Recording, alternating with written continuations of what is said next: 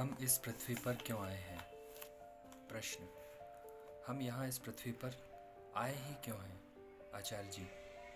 आशीष, क्या है जो आया है इस पृथ्वी पर?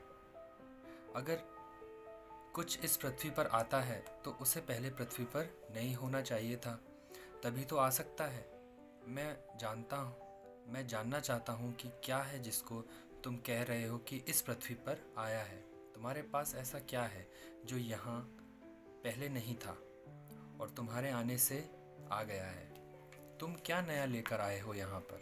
जब तुम कहते हो मैं यहाँ आया हूँ, तो इसका अर्थ है कि तुम पहले यहाँ नहीं थे।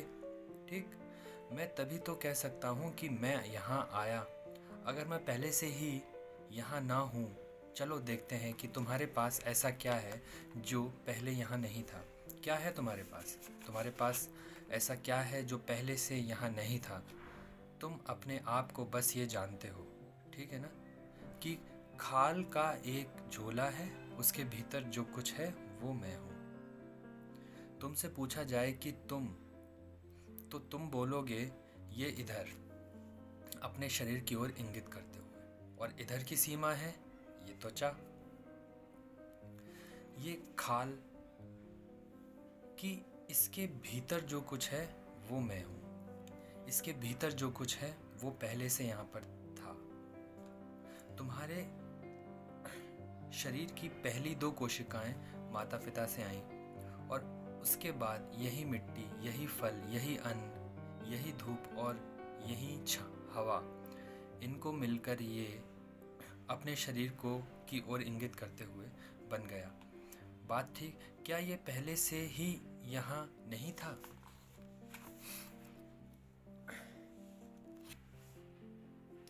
था कि नहीं था? या किसी और जगह से आ रहा है, या किसी और ब्रह्मांड से यहाँ पर आया है? ये सब कुछ तो पहले से ही यहाँ पर था। तो तुम कहीं से आ रहे हो? तुम तो सदा यहीं थे। कुछ है जो कहीं और से आ रहा है? क्या कुछ भी ऐसा है जो कहीं और से आ रहा है? सर, श्रोता। सर, नाम? आचार्य जी। क्या नाम है तुम्हारा? श्रोता। अमित। आचार्य जी। अमित ये शब्द है, अमित ये शताब्दियों पुराना है। तुम्हें क्या लगता है जब तुम पैदा हुए उस दिन ये शब्द नया गढ़ा गया? ये कि नया जीव आया है, इसके लिए एक बिल्कुल नया नाम होना चाहिए। सब हंसते हैं। कुछ भी तो नया नहीं है तुम में। तुम्हें ये डर पैदा कहाँ से हो गया कि तुम कहीं से आए हैं? तुम सदा से यहीं थे और इसी में वापस मिल जाओगे। तुम कहाँ आए हो और कहाँ जाना है तुम्हें? तुम अपने आप को देह ही तो जानते हो ना। वो कहीं से नहीं आ रही, वो यहीं पर थी, बिल्कुल यहीं पर थी। सामने एक सेब रखा रहता है, तब तुम कहते हो वो अलग है। तुम उसी को खा लेते हो, वो शरीर बन जाता है, तब कहते हो वो मैं हूँ। ये मैं क्या पहले से ही नहीं था यहाँ पर सेब के रूप में? तो तुम कहाँ से आ गए? सर, हम परछाई हैं। आचार्य जी। देह है तभी तो परछाई है। श्रोता। नई तो है। आचार्य जी। नई कहाँ है भाई? छाया का बनना तो सदा की घटना है। जहाँ कहीं भी पदार्थ है, जहाँ कहीं भी कोई वस्तु है, छाया बनेगी। ये कैसी बातें कर रहे हो? मूलतः तुम अपने आप को ये शरीर ही जानते हो। तुम शरीर के अलावा अपने आप को कुछ जानते नहीं। तो आश्वस्त रहो कि ये शरीर कहीं और से नहीं आ रहा है। हमेशा से यहीं पर था। मिट्टी से उठा है, मिट्टी में मिल जाएगा। तुम हो कौन? मैं ये सब कह करके तुम्हारा ध्यान आकृष्ट करना चाहता हूँ एक सवाल की तरफ कि तुम हो कौन? अगर तुम अपने आप को इस देह की अतिरिक्त और कुछ भी नहीं मानते, तो ये देह तो पूरी तरीके से कहीं बाहर से ही आ रही है। अगर तुम अपने आप को अपना मन मानते हो, तो उस मन में जो कुछ है वो बाहर से ही आया है। तुम्हें तुम्हारा धर्म बाहरी लोगों ने दे दिया, तुमने तो नहीं चुना था। तुम्हें तुम्हारा लिंग भी अकस्मात ही मिल गया है। तुमने तो नहीं फैसला किया था कि लड़का पैदा होगा या लड़की। तुम्हें तुम्हारी मान्यताएं, धारणाएं ये भी बाहर से ही मिल गईं। मैं तुम्हारा अपना क्या है इस सब में? श्रोता, सोच। आचार्य जी, सोच भी तो बाहर से आ रही है, तुम्हारी अपनी कहाँ है? तुम्हारा जितना इतिहास है वो सब मिलाकर तुम्हारी सोच बन गया है। जितने अनुभवों से होकर गुजरे हो वो सब मिलकर तुम्हारी सोच बन गए हैं। तुम्हारा अपना है क्या? जब तुम कहते हो मैं कहाँ से आया हूँ, इस मैं का अर्थ क्या है? अगर इस मैं का अर्थ है देह, तो देह कहीं से नहीं आई है। देह यहीं थी, सदा से यहीं थी। अगर इस मैं का अर्थ है मन, तो ये भी कहीं से नहीं आया है, ये भी सदा से यहीं था। तो सवाल ये नहीं है कि मैं कहाँ से आया हूँ, सवाल ये है कि मैं हूँ कौन। उसमें जाओ। श्रोता, मेरा उद्देश्य क्या है? आचार्य जी, उद्देश्य किसका? मेरा माने किसका? मैं हूँ कौन? उद्देश्य हो उसके लिए तुम्हारा होना आवश्यक है। ठीक, कोई होगा तभी तो उसका उद्देश्य होगा ना। तुम हो कौन, उस सवाल में जाओ। जब तक तुम बाहरी प्रभावों को ही अपना नाम देते रहोगे कि मैं यही हूँ, तब तक जीवन में कोई गति नहीं रहेगी, कोई गर्मी नहीं रहेगी। तब तक तुम सिर्फ बाहर के गुलाम रहोगे। तुम बैठे हो, कोई आएगा, तुम्हें हिलावी देखोगे, डुला कर चला जाएगा। मेल चेक करोगे, मोबाइल पर रहोगे, जो कुछ भी करोगे वो सब तुम्हारे लिए सिर्फ एक डिस्टरबेंस रहेगा, विचलन। और जिसके तुम गुलाम रहोगे। तब तक तुम्हें इस बात का पता नहीं कि तुम कौन हो, क्योंकि याद रखना, जो बाहर से आया है वो बाहर को चला जाना है। अगर तुम अपने आप को सिर्फ वही मानते हो जो बाहर से आया है, तो फिर जीने में कोई मज़ा नहीं है। तुम डरे डरे रहोगे, तुम्हें हमेशा यही डर लगा रहेगा कि ये सब कुछ बाहर से मिला है, सब बाहर चला जाएगा। इसलिए मौत से इतना डरते हो, क्योंकि ये साफ साफ पता है कि ये बाहर से आया है और वापस लौट भी जाना है। कुछ ऐसा जान सकते हो जो तुम्हारा अपना है। अगर उसको जान लो तो फिर बड़ी गर्मी आएगी, बड़ा जोश रहेगा जीने में, एक उत्साह रहेगा। क्या है जो तुम्हारा अपना है, जो कोई तुमको दे नहीं सकता, कोई तुमसे ले नहीं सकता? जो हम काम करते हैं, श्रोता कहते हैं, जो हम काम करते हैं, क्वेश्चन मार्क। आचार्य जी, काम करते हैं, काम तो कोई भी तुमसे करवा सकता है और कोई भी तुम्हें करने से रोक भी सकता है। श्रोता, नॉलेज, जानकारी। आचार्य जी, नॉलेज तो पूरी तरह से बाहर ही है, बाहर से ही आता है। श्रोता, मन। आचार्य जी, मन में जो कुछ है वो भी तो बाहर से ही आया है। श्रोता, व्यक्तित्व। आचार्य जी, व्यक्तित्व पूरी तरह से बाहरी है। बाहर भारत में पैदा हुए हो तो एक तरह का व्यक्तित्व है, लड़के पैदा हुए हो तो एक तरह का व्यक्तित्व है, हिंदू हुए हो तो एक तरह का व्यक्तित्व है। श्रोता, चरित्र। आचार्य जी, चरित्र माने क्या? आचरण। वो तो पूरा ही बाहरी है, बाहर वालों से आया है और बाहर ही दिखता है। श्रोता, सर कुछ भी अपना नहीं है। आचार्य जी, अगर कुछ भी अपना नहीं है तो जीने से कोई लाभ नहीं। चलो कूद पड़ते हैं, सब हंसते हैं। अभी जो कुछ भी कहा जा रहा है वो समझ सकते हो? हाँ जी सर।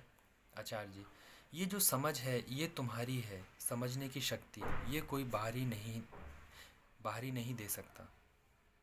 श्रोता, नॉलेज। ना नॉलेज नहीं। आचार्य जी बोलते हैं, ना नॉलेज नहीं, नॉलेज बाहर से आता है।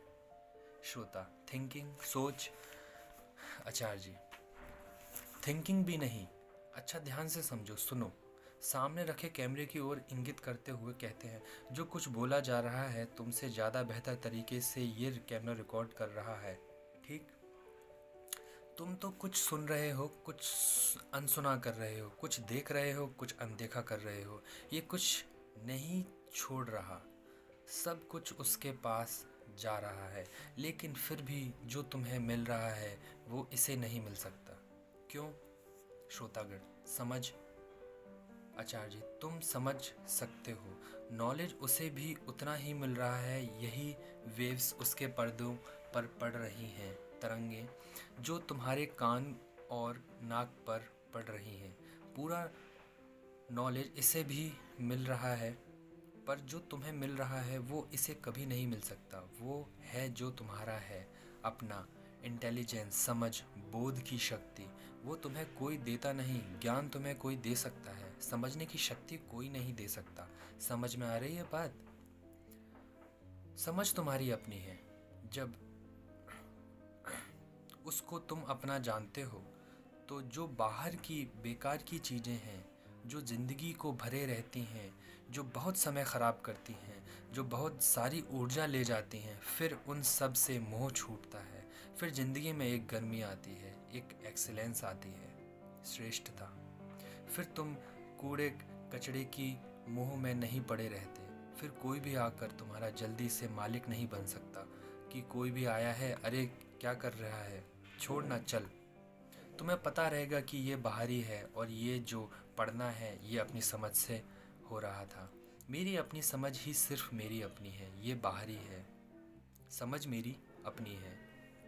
मैं वो करूँगा जो मेरी अपनी समझ से निकल रहा है, और तभी ज़िंदगी जीने लायक है, अन्यथा गुलामी है, और गुलामी में कोई मज़ा नहीं है। सब जवान लोग हो, कौन गुलाम होना चाहता है? कोई नहीं।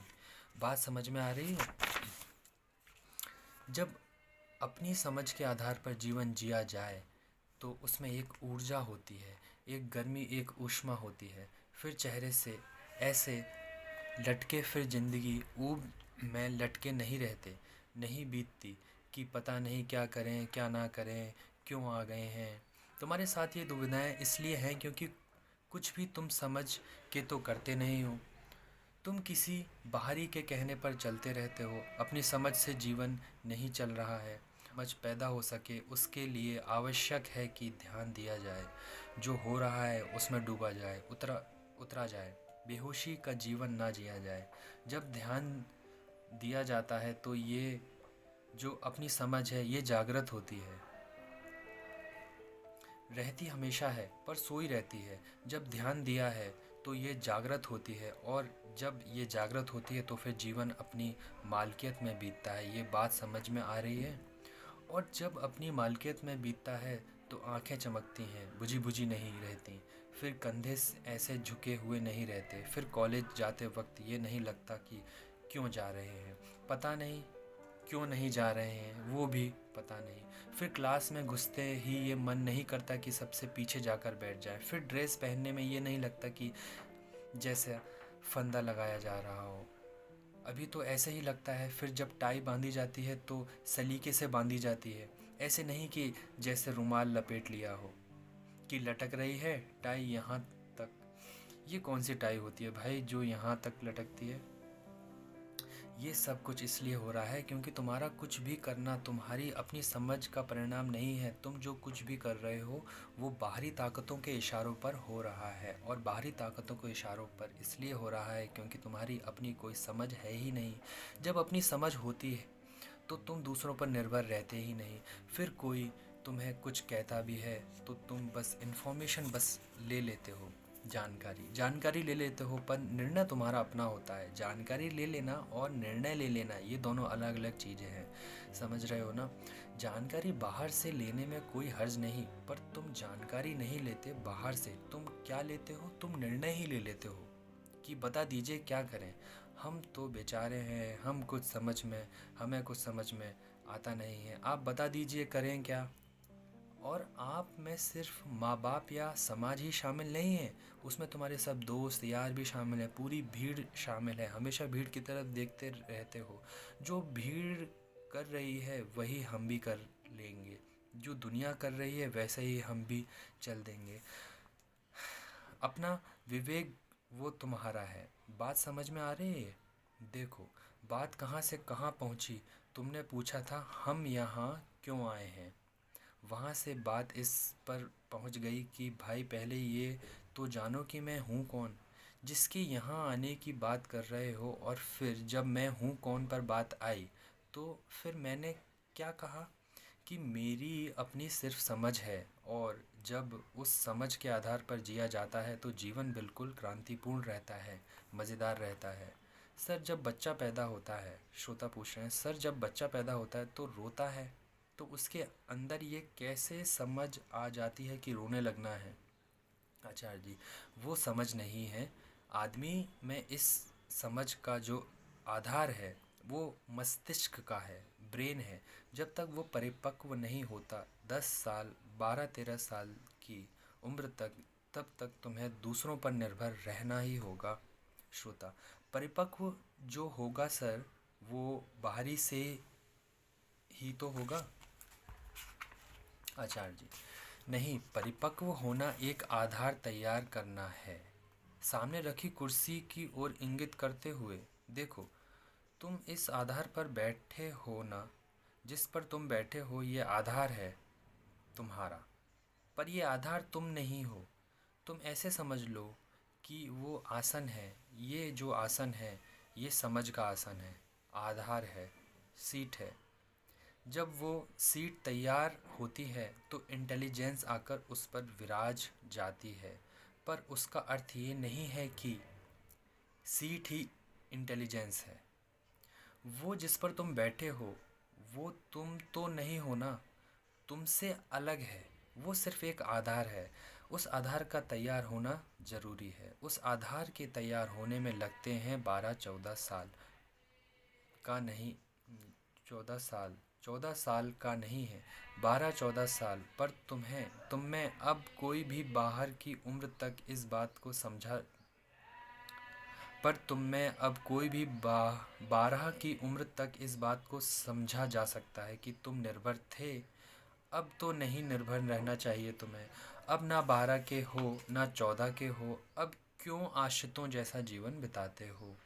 अब क्यों नहीं तुम्हारी चेतना तुम्हारी अपनी है? अब क्यों नहीं तुम्हारी समझ तुम्हारी अपनी है? आचार्य प्रशांत जी द्वारा व्याख्यान।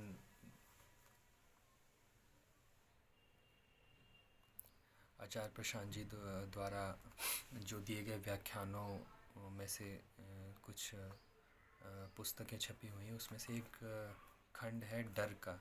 डर पुस्तक है, बहुत बहुत अच्छी पुस्तक लगी मुझे। मतलब बहुत अलग है, बहुत समझ में आया है इसको। उद्दार मौन के खंड एक डर, आचार्य प्रशांत। पीछे लिखा हुआ है, मन गहरा समुद्र है जो डर से भरा हुआ है, इसी समुद्र को भवसागर कहते हैं, इसी के पार जाना है। मन गहरा समुद्र है जो डर से भरा हुआ है, इसी समुद्र को भवसागर कहते हैं, इसी के पार जाना है। आचार्य प्रशांत। समसामयिक युवा रहस्यदर्शी, IIT एवं IIM अलुमनस, अद्वैत लाइफ फाउंडेशन, अद्वैत लाइफ एजुकेशन के संस्थापक श्री आचार्य प्रशांत। आगे अगला चैप्टर पढ़ेंगे इसका। नमस्ते।